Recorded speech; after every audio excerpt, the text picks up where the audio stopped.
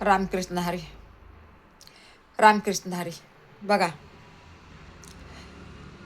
नीट बघून रस्त्याने चालायला लागलं तर आपल्याला ठेस पण लागत नाही आणि दगड पण लागत नाही आणि काटा पण मोडत नाही. आपण जर वर तोंड करून चालायला लागलं तर आपल्याला ठेस पण लागते, काटा पण मोडतो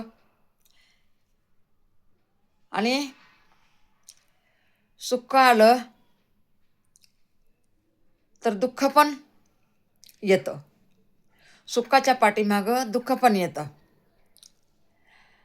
आणि ते दुःख पण माणसाला सहन करायची ताकदच लागते.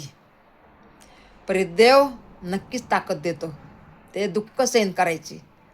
माणूस म्हणतो ना, देवा गरीब राहू दे, डाळ रोटी खाऊ दे, पर देवा दुःख नको रे देवा. दुःखापासून 4 पावलं आपण लांब राहतो, पण ते दुःख नाही का आपल्या जवळजवळच येत राहतो. काय करावा, त्या दुःखाला किती पण टाळायला बघितलं ना ते जवळच येतं. म्हणून सुख आलं ना, सुखाची घमंडी कधी करायची नाही, कधी नाही करायची. म्हणजे मग हळूहळू थोडं दुःख कमी यायला होते. का तर आपण सुखाची लय घमंडी करतात ना. म्हणून सुख आलं ना सुखासारखं राहावा. पण सुखाचा एवढा पण फायदा नका घेऊ की सामनेवाल्या माणसाला ओळखायचं पण नाही. अहो, सुखी असलं ना माणूस सामनेवाल्या माणसाला पण ओळखत नाही. असं करतात हो, बरेच लोक असं करतात. म्हणून हे बघा, दुःखामध्ये बी खुश राहायचं, सुखामध्ये बी खुश राहायचं. पण दुःखामध्ये माणूस कुठं खुश राहतंय, सारखं रडत राहतंय. मीच बघा की मी किती रडते. माझ्यावर दुःख आले 1.5 महिना झालं तर मी किती रडते. देवाला एवढी प्रार्थना करते, देवा बस करणार रे, दे ना सुखाचे दिवस. मी सुखाच्या दिवसाला आरबळून गेले हो, आरबळून गेले मी सुखाच्या दिवसाला.